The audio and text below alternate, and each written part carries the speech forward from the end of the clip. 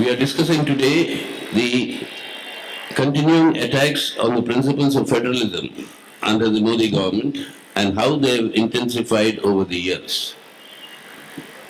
Now, this is graphically brought to the front pages through what is happening in Manipur today. Federalism is a concept that exists in many countries in terms of state structure. But in India, federalism arose because of recognition of one fact, that we have to maintain the unity of the diversity that we have.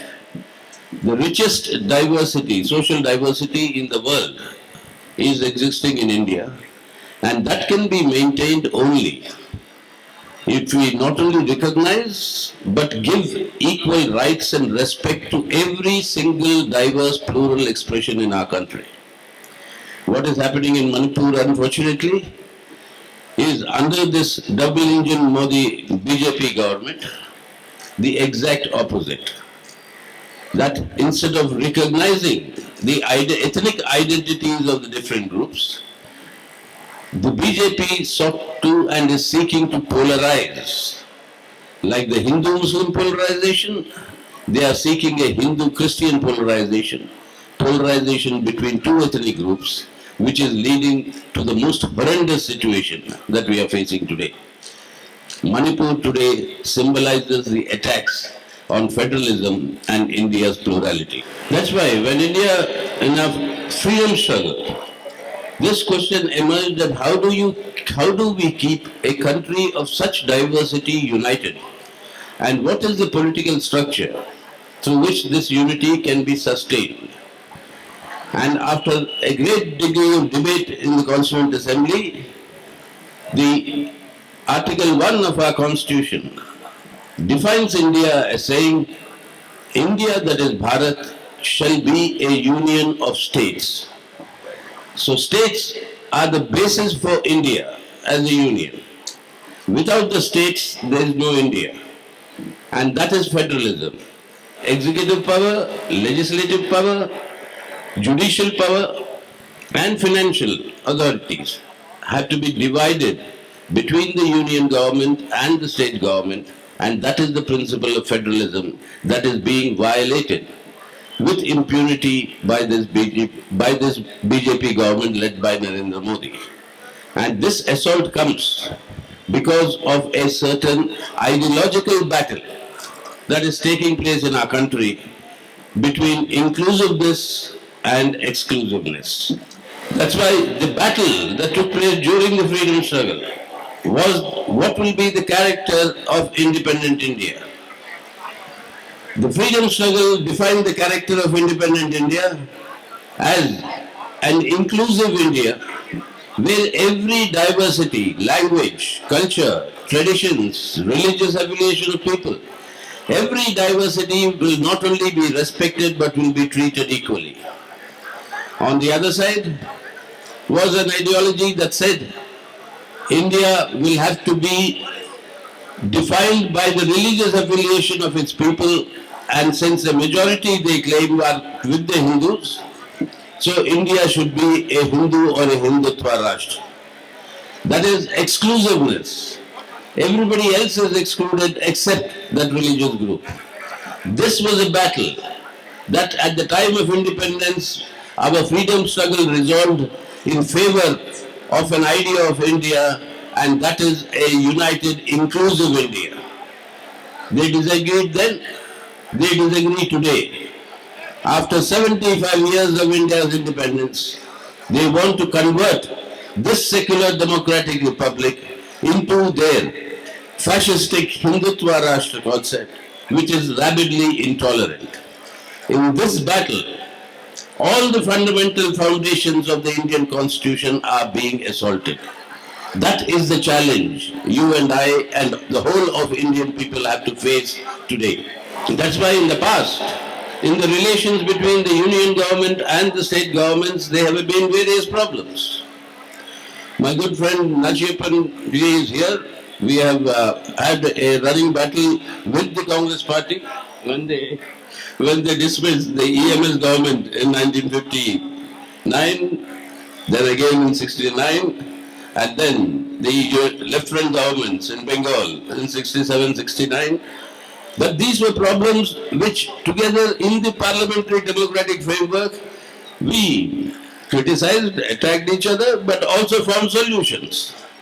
The Sarkaria Commission was appointed after a series of conclaves in which Jyoti Basu, Kalengar and N.T. Ramarao, all of them participated, center-state relations, and then when its recommendations were not implemented, we were there in Parliament when we pressurized the Manmohan Singh government to set up another commission. The Poonchi Commission was set up when recommendations were made. So these were problems that can be solved. But today we are seeing a different animal, a different attack against us. And that different attack is on the basis of this ideological predilection to convert the character of the Indian Republic, the secular democratic character, into a rabidly intolerant fascistic Hindutva Rashtra. And if this has to be done, a unitary state structure is required. A strong center, a unitary center without which a fascistic order cannot be sustained. And that is why these attacks on the state governments and on federalism are part of the larger ideological battle that all of us have to wage today to defend secular democratic character of the Indian Republic. That is why you find the attacks on all the four foundational pillars of our constitution today. That is secular democracy, economic sovereignty, social justice, and federalism. All these assaults are being mounted. Just look at what's happening to the current parliament session. The Prime Minister refuses to speak on Manipur in the parliament. Before the parliament session started, he spoke for barely two minutes on the situation in Manipur. And the main thing is comparing with the opposition ruled states which are going to election now, Chhattisgarh and Madhya Pradesh. But how to resolve the problem in Manipur, restore peace, etc. on that, till date we don't know what this double engine government is doing. But they don't want to give any explanation to the parliament, they don't want to be accountable, and the parliament will continue to be disrupted. Last session it was disrupted. They refused to answer the linkage between Prime Minister Modi and Adani and all the revelations, exposures that came on the Adani firm. This session, also they are adamant about it. So Parliament itself, if that doesn't function, government doesn't have to be accountable. And economic sovereignty, you've seen how the loot of our economic resources, national wealth is taking place, the national asset. Social justice, the attacks on women particularly, on Dalits and on our tribal brothers and sisters, how they are growing, and then on federalism. So this is an all-out attack mounted on the Indian Constitution, which has to be undermined completely, made ineffective, so that a unitary fascistic state structure that can implement their ideological project can come, and that is why these sort of attacks on federalism are mounting. That is why the slogans today are one country, one election, one country, one tax, GST, one country, one language, that is only Hindi, one country, one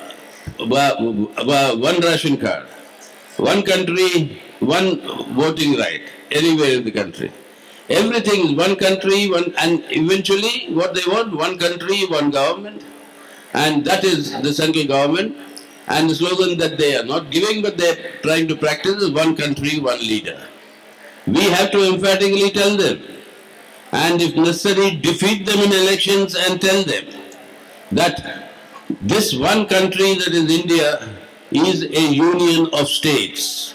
Without states, this one country cannot exist, and states means all the diversities and differences in India that have to be protected. That's why you see what's happening today. I just signed a petition saying that the recall of your Tamil Nadu governor. In every opposition rule states, the governor or the lieutenant governors are playing, advancing the political agenda of the BJP. This Hindutva agenda. And then what is happening in every other field? The constitution has three lists. One is the union list, one is the states list, one is the concurrent list. In the state list is the right of the state governments to legislate, to make law. But they are encroaching on these rights. The education, it's in the concurrent list. But then there's a national education policy without consulting states. The agricultural laws, which is in the concurrent list mostly, and mainly in the state list. But no state government was consulted before these agri laws were passed. The Cooperatives Act. The cooperatives are purely a state subject. But on that, there is a central legislation that has come.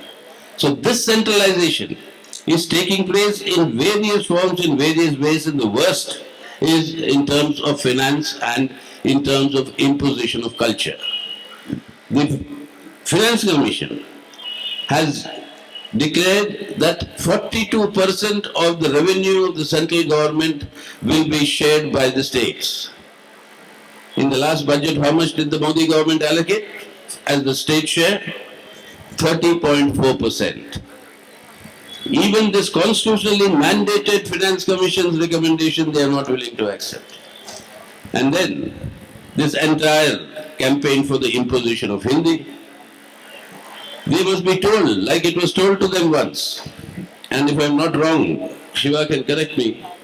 Once when E.K. Nayanar was the CPM leader and chief minister in Kerala, he received a letter in in Hindi. So he replied to that Hindi letter in Malayalam. And he said, as much as you have the right to use Hindi, I have the right to use Malayalam. I think likewise Kalingar also once replied to the central government, when he got a letter in Hindi, he replied in Tamil, saying that Schedule 8 of the Constitution recognizes 22 languages as national languages.